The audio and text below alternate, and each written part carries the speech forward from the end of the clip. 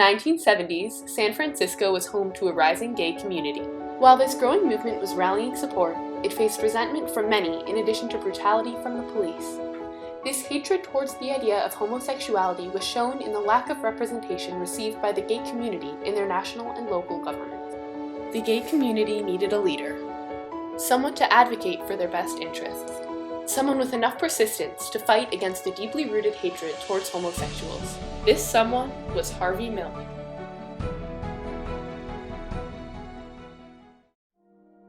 Harvey Milk was passionate, caring, and determined, just what the gay community needed.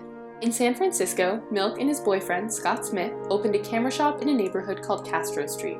It seemed unlikely that someone with Milk's background would become such an active politician, but there were 3 incidents that inspired him to run for office. The first was the Watergate scandal, making Milk and many others doubtful of government integrity. The second was a tax placed on small business owners like Milk himself. And the third was when a teacher came into Milk's camera shop and asked for a projector. After seeing the options, she concluded that the school couldn't afford any of them, making Milk believe that there was not enough government money being put towards education. For Milk, it wasn't about knowing the politics as much as it was about knowing the people. It was his charismatic ability to get people to care about it, to be able to connect with people in a way that they not only believed in a cause, but believed in his belief in the cause. And I think that that's a very special gift that not a lot of people have. Milk ran as a Jewish gay hippie who wanted to represent the underrepresented.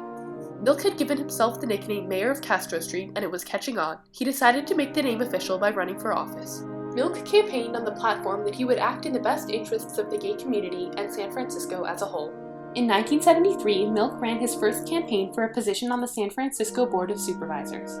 Practically unknown prior to his campaign, placing 10th out of 30 candidates was relatively successful. In 1973, amidst his first campaign, Milk became a leader in the Coors Beer boycott.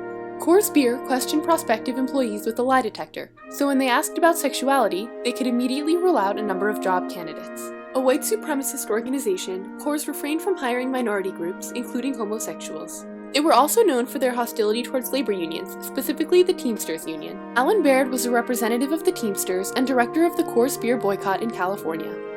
Because San Francisco was thriving with gay life, the next step of Baird's plan was to stop the sale of Coors at gay bars. In order to reach the gay community, he teamed up with their spokesperson, Harvey Milk. Harvey Milk agreed with Baird's mission on one condition, that he bring more gays into the Teamsters Union. Gay bars in San Francisco stopped selling Coors, and through the Teamsters Union, gays were getting jobs as truck drivers for all beer distributors except for Coors. Through the Coors boycott, Milk asserted the power of the gay community and established a valuable relationship between gays and the labor unions. Before his next campaign, Milk cut off his long hair and lost his hippie image to make himself a serious candidate. Milk ran again in 1975, rallying more support than his previous election, losing again, but ranked higher in the polls. He placed 7th only to 6 incumbents. Soon after, Mayor George Moscone appointed Milk to the Board of Permit Appeals. This made Harvey Milk the first openly gay commissioner in the United States. He stayed on the board for a total of 5 weeks until he forced Moscone to fire him so he could run for a seat to represent his district, District 5, in the California State Assembly in 1976. Losing by a close margin, Milk ran in a 4th election, again for a position on the Board of Supervisors. This time, Milk won the election, becoming the District 5 San Francisco City Supervisor. Upon entering office, Milk sponsored a civil rights bill that outlawed discrimination based on sexual orientation. All San Francisco City Supervisors voted in favor of the bill with the exception of Supervisor Dan White. The bill was promptly and enthusiastically signed into effect by Mayor Moscone. Milk went on to attract major attention from the media through his next project in office, a bill to address a problem that everyone in San Francisco could identify with: dog poop.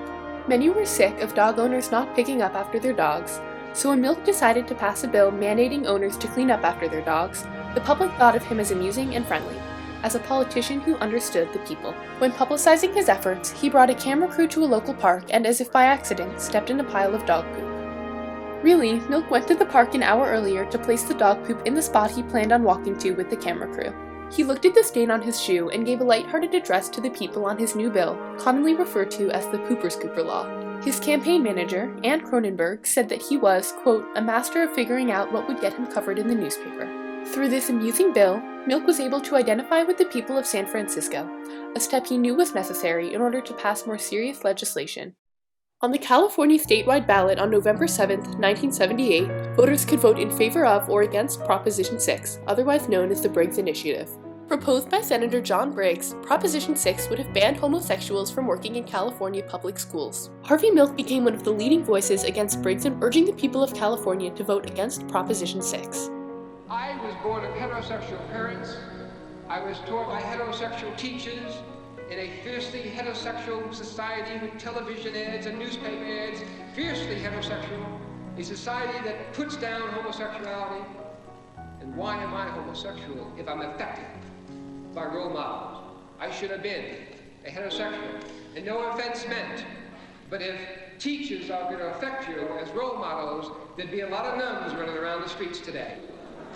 The Briggs Initiative was defeated after being brought to a vote. This ended up being one of the greatest successes of Milk's career and a turning point of the gay rights movement in the 70s. This great achievement can be largely attributed to Milk's relentless campaigning and encouragement for gays around the country to come out through his famous Hope speech. Milk was a politician, but his role in politics was ultimately, among other things, to strengthen the gay rights movement and his position as a gay rights activist. One speech transformed Milk's career, established his legacy, and motivated the gay community. This was called the Hope Speech, and it did just that. It instilled hope. Upon announcing his campaign in 1977, Milk recited this speech and expanded it to be read again at the Gay Pride Parade in 1978. You must come out. You know, whatever you do, you have to come out. You know, that he pushed that he granted his followers and the public at large. Milk's insistence that all gays come out was a message that was previously unheard of. Know that there's hope for a better world. There's hope for a better tomorrow. Without hope, not only gays, but those blacks, and the Asians, the disabled, the seniors, the us's, without hope, the us's give up. I know that you cannot live on hope alone, but without it, life is not worth living. And you gotta give them hope. Milk wanted to make it clear that he would make San Francisco a safe place for gays to come out and be accepted. At the same time, he encouraged gays around the country to stand up for themselves and to come out of the closet. Both Mayor Moscone and Supervisor Harvey Milk have been shot and killed. On November 27, 1978, Supervisor Dan White shot and killed Harvey Milk and Mayor George Moscone. On November 10, 1978, White suddenly resigned from his position as supervisor. White complained of problems with his finances, saying the salary he was receiving was not enough to provide for his family, but was still relatively unclear about the reasons for his resignation. A few days later, White changed his mind and decided he wanted his job back, saying he solved his financial problems. He tried to withdraw his letter of resignation but was too late. Some political insiders told White that Harvey Milk had convinced Moscone not to give him his job back. Although White's motives were not particularly clear, it was following this instance that he killed Moscone and Milk in City Hall. This resulted in the infamous Twinkie defense, in which White's lawyers claimed it was the amount of junk food he had eaten that day that caused him to act irrationally. Milk knew that by assuming the controversial position of an openly gay activist and politician, he was constantly at risk of assassination. In fact, Milk recorded himself addressing the public, a recording to be played in the event of his assassination. The assassination shocked San Francisco and the country, putting a tragic end to Milk's short-lived political career. But his assassination by no means put an end to the gay rights movement. Harvey Milk's legacy lives on and can be seen in the progress made to form the gay rights movement we see today. While America is by no means perfect, and while there still is discrimination, the gay rights movement has undoubtedly made tremendous progress since the 1970s. Milk showed the country that an openly gay candidate could be elected to office. Harvey Milk, before the 1978 Gay Pride Parade, commissioned his friend Gilbert Baker to make the original gay pride flag. The gay rights movement in the 70s went from virtually unheard of and strongly frowned upon to powerful, and one that was paving the way towards a future of equality regardless of sexual orientation. Harvey Milk's success as an activist may not have been widely heard of or even appreciated at the time, but it did not go unnoticed. In August 2009, Harvey Milk's nephew, Stuart Milk, received the Medal of Honor given by President Obama on his uncle's behalf. On May 22, 2014, a forever stamp was released to honor the legacy of Harvey Milk. It took the bravery and determination of a leader, a hero, to influence the movement in such a way that would bring our world one step closer to equality. Harvey Milk will always be remembered as the man who gave the gay community hope.